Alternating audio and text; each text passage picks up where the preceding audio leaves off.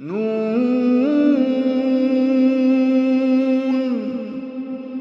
वल्क़लम वमा यस्तुरून। नाज़रीन अस्सलामु अलैकुम वरहमतुल्लाहि वबरकातुहू। इस्तक़बाल है सीधी बात की ताज़ा तरीन खबरों में। आइए सबसे पहले सुर्खियों पर नजर करते हैं। मैंगलोर में आम आवामी जगह पर तलबा और तालिबात की नाज़ेबा हरकत, पुलिस ने किया गिरफ्तार। गोवा के वास्को के बैना साहिल समंदर पर वाक़ कन्नड़ीगास के घर मुनादिम, कन्नड़ीगास मुश्तइल। कर्नाटक असम्बली के 21 अरकान असम्बली की तनख्वाहें और भत्ता रोक देने का अहकाम जारी। योगी हुकूमत में दलितों और पिछड़ों पर मजालिम का सिलसिला जारी, देखिए वीडियो। बांग्लादेश में अब 7 लाख से जायद रोहिंग्या पनाह गुज़ीर हो चुके हैं, अक़वाम मुत्तहिदा का ताज़ा बयान। केरला की हिंदू औरत ने कहा कि ईसाई से शादी करने पर मुझे हरासा किया जाता है, योगा सेंटर को किया बेनिकाब। रूसी नौजवान ने खुद को सांप से डसवाकर मौत को बराह रास्त नश्र किया, देखिए वीडियो। यशवंत सिन्हा का अरुण जेटली पर निशाना, कहा मईशत की हालत इंतहाई खराब कर दी। नाज़रीन इस्तक़बाल है सीधी बात की ताज़ा तरीन खबरों में। आइए अब सुर्खियों की तफसीलात पर नजर करते हैं। मैंगलोर से पहली खबर। शहर के लेडी हिल के करीब आपस में झगड़ते हुए गैर मुनासिब रवैया इख्तियार करने पर पुलिस की जानिब से 4 तलबा और तालिबात को गिरफ्तार करके तफ्तीश करने की खबर मौसूल हुई है। इत्तलाआत के मुताबिक मेडिकल कॉलेज के तलबा और तालिबात लेडी हिल पार्क के करीब नशा की हालत में खूब पीकर आपस में झगड़ते हुए गैर मुनासिब रवैया इख्तियार किए हुए थे। गाली गलोच के जरिए एक गैर मुहज़्ज़ब रवैया इख्तियार करने पर आम आवाम की जानिब से तलबा और तालिबात के खिलाफ पुलिस थाने में शिकायत दर्ज कराई गई है। पुलिस मौके पर पहुंचकर तलबा और तालिबात को गिरफ्तार करने के बाद कई देर तक हिरासत में रखा और जब नशा उतरा तो तलबा और तालिबात ने माफ़ी तलाफी के जरिए सुलहनामा पर दस्तखत करके छोड़ दिया गया। जबकि आवाम ने इस तरह के रवैये पर सख्त नाराजगी जताते हुए पुलिस पर इल्ज़ाम आयद किया है कि पुलिस सख्ती से निमटने के बजाय उनके खिलाफ कार्रवाई करने से गुरेज कर रहे थे। कारोबार से खबर। गोवा रियासत के वास्को में वाक़ बाहिया साहिल समंदर पर वाक़ कन्नड़ीगास के घर मुनद्दिम करने का मामला अब तूल पकड़ता जा रहा है। यहाँ मुकीम कन्नड़ीगास भी बड़े परेशान नजर आ रहे हैं। करीब 40 साल कबल उत्तर कन्नड़ा इलाके के हजारों अफराद तिजारत और दीगर मकासद के तहत गोवा रियासत में रिहाइश पजीर थे। ये लोग ज्यादातर वास्को के बायना साहिल समंदर के करीब अपने घरों में मुकीम थे। इससे पहले की सरकार उनको घर के दस्तावेजात, बिजली समेत राशन कार्ड व दीगर बुनियादी जरूरियात को पूरा किया था, मगर हालिया हुकूमत की जानिब से इनहिदामी कार्रवाई ने हजारों अफराद को बेघर कर दिया है। इस इनहिदामी कार्रवाई में 55 घर, 2 मंदिर मुनहदिम कर दिए गए हैं। इनहिदामी कार्रवाई के दौरान 8 police inspector, PSI, police constable और लेडीज पुलिस की जुमला 45 टीमें तश्कील दी गई थी ताकि किसी भी मुखालिफत को रोका जा सके। 7 JCB सवारियों की मदद से 55 घरों को इनहिदाम कर दिया गया। साल 2004 से रहायश पजीर करीब 500 से जायद कन्नड़ीगास हुकूमत के इस फैसले से बेघर हो गए हैं और उनके लिए कोई मुतबादिल पेश नहीं किया गया है। इससे कबल गोवा में इस मामले को लेकर पुरजोर एहतिजाज किया गया था। अब हुकूमत के इस फैसले से कर्नाटक के कई कन्नड़ीगास तंजीमें गुस्से का इजहार कर रहे हैं और मुख्तलिफ हिस्सों में एहतिजाजात का सिलसिला चल निकलने के अंदेशे हैं। अब खबर बीदर से।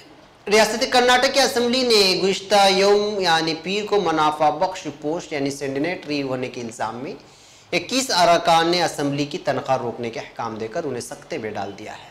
स्टेट सेक्रेटरीट के अकाउंट विंग ने इसी इल्ज़ाम में अरकान असम्बली के मुख्तलिफ अलाउंस भी रोकने के अहकाम जारी किए हैं। बताया जा रहा है कि रियासत के असम्बली की तारीख में इस तरह का फैसला पहली बार किया गया है।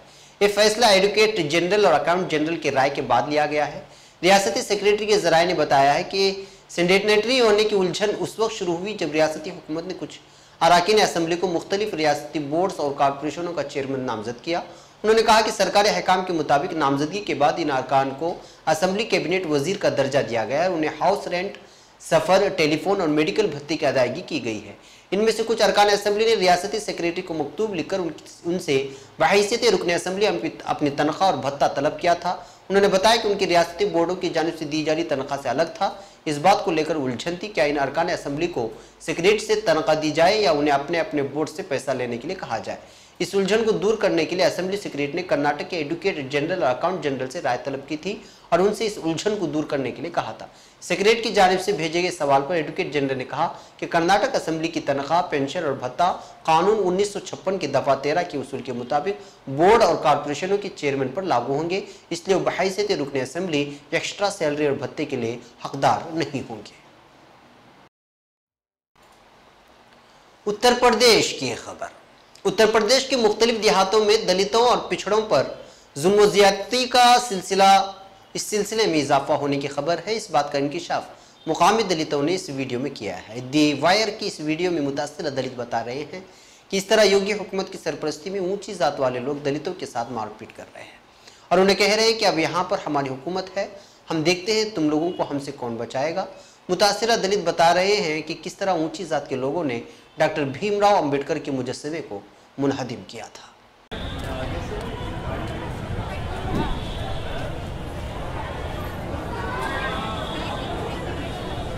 भूखड़ी आश्रम में सोमनदास जी का जन्मदिन था तो ये मना रहे थे, तो 10-15 लड़के राजपूत के आए तो उन्होंने कुछ छेड़खानी करी, कुछ उन्हें समझाया, हमने मका ऐसे नहीं करा करते, समाज का काम है, तो ये मानने नहीं, बदतमीजी से बहुत बोलने लगे।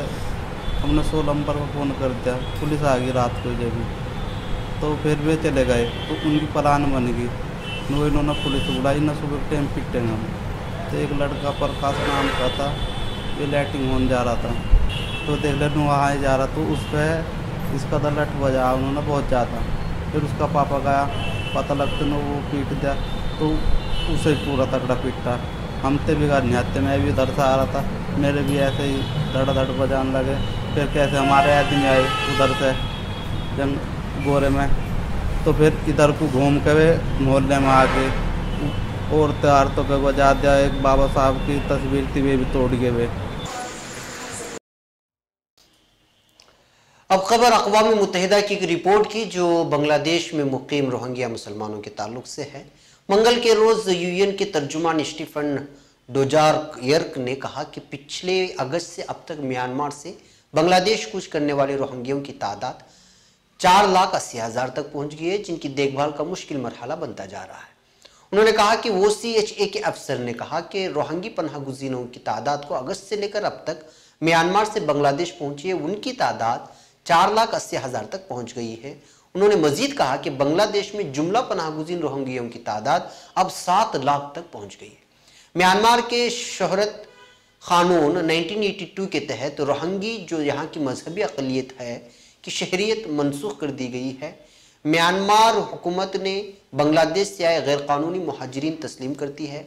म्यांमार फौज पर हमले के बाद यहाँ पर अगस्त 25 को बड़े पैमाने पर तशद्दुद फूट पड़ा, जिसकी वजह से लाखों की तादाद में अपनी जान और माल की हिफाजत के लिए मुसलमान यहाँ पहुँच गए। डेरेक ने कहा कि बांग्लादेश इंतजामिया की जानिब से कबूल किए जाने के बाद UNHCR की जानिब से एक कार्गो जहाज़ भरकर सामान जो 100 मेट्रिक टन पर मुश्तमिल है ढाका रवाना किया गया है ताकि पनाहगुज़ीनों को शेल्टर फराहम किया जा सके। उन्होंने मजीद कहा कि बावजूद इसके हालिया दिनों में यहाँ पर पहुँचने वाले रोहिंगी पनाहगुज़ीनों की बहुतात और उनकी हालत बहुत ही अबतर है, जो अबतर हालत में ज़िंदगी गुजार रहे हैं। ताज़ा पनाहगुज़ीनों में बच्चों और औरतों की तादाद ज़्यादा है, जिनका म्यांमार के आर्मी ने ताक़ुब किया था और वो अपनी जान बचाने के लिए जंगल और नदी के रास्ते रियासत राखीन से यहाँ पर पहुँचे हैं। नाज़रीन, अब खबर केरला की तिरुवनंतपुरम से। न्यूज़ 18 की खबर के मुताबिक केरला की साकिन एक 28 साल की हिंदू औरत ने पुलिस में शिकायत दर्ज कराते हुए कहा है कि ईसाई शख्स के साथ शादी करने पर उसके साथ न सिर्फ ज्यादती की गई बल्कि उसको हरासा और परेशान करते हुए 22 दिनों तक योगा सेंटर में बंद रखा गया। न्यूज़ 18 की खबर के मुताबिक, न्यूज़ मिंट की खबर के मुताबिक मज़कूरा औरत ने कहा कि उसको जब तक नहीं छोड़ा गया तब तक उसने महरूस रखने वालों को भरोसा नहीं दिलाया कि वो सब कुछ करने को तैयार है जैसे योगा सेंटर के लोग चाहते हैं। उसने बताया कि एर्नाकुलम में वाक़ सेंटर के अमले उसके घर वालों को ईसाई शोहर से अलहदगी के तमाम अखराजात भी अदा किए। खबर यह भी है कि इस औरत ने अपने दावे में बताया है कि योगी सेंटर हकीकत में उन औरतों की सफाई का मरकज़ है जो अपने अकायद से हटकर शादी करते हैं। अमले ऐसे औरतों की काउंसलिंग करते हुए उन्हें मजबूर करता है या तो इस शादी से दस्तबरदार हो जाएं या फिर अपने शोहर को हिंदू मजहब इख्तियार करने पर मजबूर करें। इसने यह भी दावा किया है कि योगा सेंटर में और बहुत सारे लोग बंद हैं। अथीरा, जिसने हाल ही में हिंदू मजहब में वापसी की है, वो भी सेंटर में बंद थी। यहाँ पर इस बात का जिक्र जरूरी है कि एक 28 साल की आयुर्वेदा डॉक्टर जो जिला कन्नूर के पड़ोस में रहती थी, एक ईसाई दोस्त के साथ उसकी दोस्ती भी थी। तब घर वालों ने एतराज करते हुए लड़की को इंतिबा दिया था कि वो ईसाई लड़की से दोस्ती ना करे। घर वालों की जारहाना तेवर के पेश नजर लड़की ने घर छोड़ दिया और ईसाई शख्स से शादी कर ली। लड़के के घर वालों ने खुशी के साथ उनके रिश्ते को कबूल किया और वो पुरमसरत शादीशुदा जिंदगी गुजार रहे। दरियासना लड़की के घर वालों ने मस्कुरा जोड़े से राब्ता कायम किया। जब लड़की अपनी बहन के घर वाक़े मवातुपूजा गई तो उसके वालिदैन ने योगा सेंटर जाने को कहा और बताया कि बहन की सरपरस्ती में वो योगा क्लासेस में हिस्सा ले। जिसके बाद काउंसलिंग करने वाले शोहर से अलहदगी की इस लड़की की जहनसाजी शुरू कर दी। लड़की का इल्जाम है कि बात ना मानने पर उसको धमकियां भी दी जाने लगी थी। काउंसलर ने उसको शोहर से अलहदगी इख्तियार करने को मजबूर किया या फिर शोहर को हिंदू मजहब इख्तियार करने के लिए मजबूर करने को कहा। जब लड़की ने भागने की कोशिश की तो सेंटर के तमाम दरवाजे बंद कर दिए गए। 3 रोज के लिए काउंसलिंग कोर्सेज के नाम पर लड़की के वालिदैन ने उसको योगा सेंटर में ही छोड़ दिया। बादशाह सेंटर के स्टाफ ने मजीद काउंसलिंग की कुछ वक्त मांगा। योगा सेंटर के मुतालिक बात करते हुए लड़की ने कहा कि सेवा शक्ति योगा सेंटर कंडामंडू का एक घर है जिसमें 59 औरतें और 6 मर्द रहते हैं। तमाम ने अपने मजहब से हटकर शादी की थी और दूसरा मजहब इख्तियार किया था। उसको दावा है कि सेंटर में उसकी मुलाकात अथीरा से हुई। ये वो लड़की है जिसने मजहब इस्लाम से दोबारा हिंदू मजहब इख्तियार किया। वहां से फरार होने के बाद उसने अद्याम पेरोल पुलिस में शिकायत दर्ज कराई है और आईपीसी के दफात के तहत मामले की तहकीकात भी की जा रही है। ये खबर रशिया से। रूस में एक मारूफ सपेरे ने बराह रास्त वीडियो स्ट्रीम के दौरान खुद को सांप से डसवा कर खुदकशी कर ली। सेंट पीटर्सबर्ग से ताल्लुक रखने वाला 31 साल वीडियो ब्लॉगर अरसलान वालिफ ने अपनी शादी खत्म हो जाने पर इंतहाई दिल शिकस्ता था। उसने इतवार की रात कैमरे के सामने लाइव स्ट्रीम के दौरान पालतू ब्लैक माम्बा सांप को अपने हाथ पर डसने का मौका दिया, जिसके बाद वो कुर्सी पर बैठा रहा और जिस्म में जहर फैल जाने के बाइस जिंदगी के आखिरी सांसें कैमरे के सामने ही लेता रहा। बरतानवी अखबार डेली मील के मुताबिक अरसलान के हाथ से खून रिस रहा था और इस दौरान उसने नाजरीन से दरख्वास्त की कि उसकी साबिका बीवी को बुलाया जाए। अगर जिस सांप के डसने का मंजर कैमरे के जरिए जाहिर ना हुआ तब माजी में एक चिड़ियाघर में काम करने वाले अरसलान ने नाजरीन को अपने हाथ पर डसने का निशान दिखाया। इस दौरान रूसी नौजवान की आंखें इधर उधर घूमती रही, गोया कि वो किसी को तलाश कर रहा हो। बादशाह वो कैमरे के सामने से चला गया और अपना चेहरा धोया क्योंकि पानी की आवाज़ से ऐसा ही लग रहा था। अरसलान कुछ देर बाद बेहोश हो गया, फिर चंद घंटों बाद अपने घर के फर्श पर पड़ा हुआ पाया गया। उसे फौरी तौर पर अस्पताल पहुंचाया गया मगर वो जामबर नहीं हो सका और अपने पीछे एक दहशतनाक वीडियो रिकॉर्डिंग छोड़ गया। Ну, Катю был бы рад видеть. Пиздец, как трясет.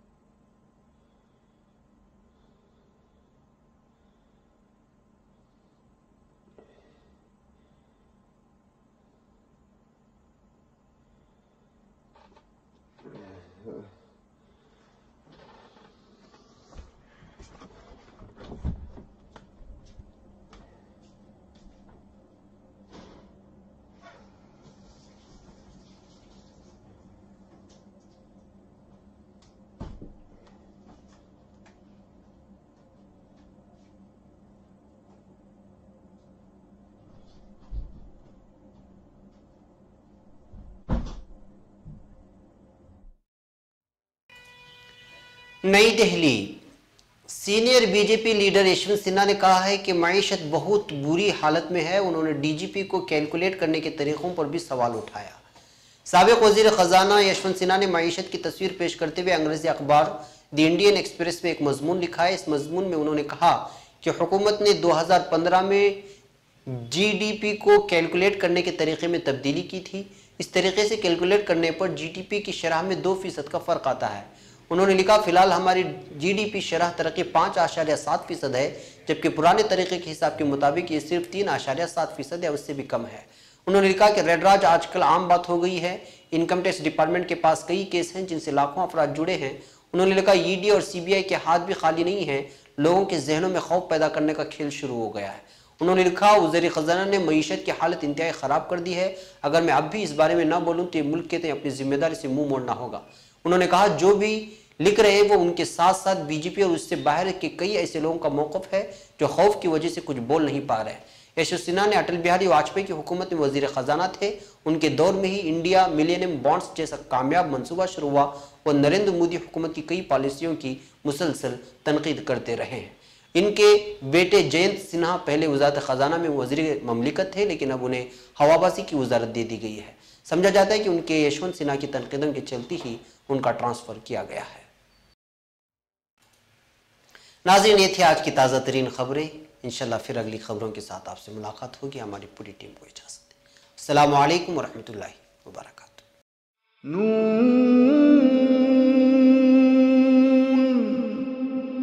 वल क़लमि वमा यस्तूरून।